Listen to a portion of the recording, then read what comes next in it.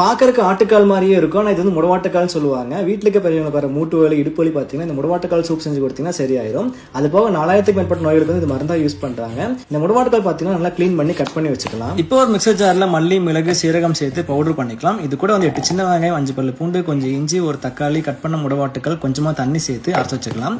இப்போ stove on பண்ணிட்டு ஒரு பேனில் வந்து கொஞ்சமாக ஆயில் சேர்த்து அது கூட கொஞ்சமாக சோம்பு 2 பச்சை மிளகா கருவேப்பிலை போட்டு ஃப்ரை பண்ணிக்கலாம்.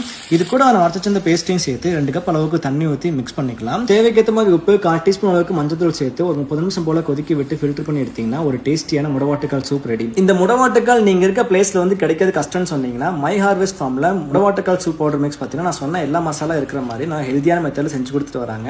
எங்க வெப்சைட்ல பார்த்தீங்கன்னா 270+ ஆர்கானிக் ப்ராடக்ட் அவைலபிள் இருக்கு. வாங்கணும்னு நினைக்கிறவங்க வெப்சைட்ல லிங்க் கொடுத்துருக்கேன், மறக்காம செக் பண்ணி பாருங்க. இப்போ ஒரு கடாயில பார்த்தீங்கன்னா 200 கிராம் அளவுக்கு தண்ணி சேர்த்து அதில் 1 டீஸ்பூன் அளவுக்கு இந்த சூப் மிக்ஸ் சேர்த்து தேவைக்கேற்ற மாதிரி உப்பு ஒரு தக்காளி போட்டு 10 நிமிஷம் போல கொதிக்கி விட்டு எடுத்தீங்க முடவாட்டுக்கால் சூப் ரெடி. இந்த ப்ராடக்ட்டோட லிங்க் உங்களுக்கு வேணும் அப்படின்னா கமெண்ட்ல லிங்க் டைப் பண்ணுங்க, நானே உங்களுக்கு டைரக்டா DM பண்றேன். தேங்க்யூ.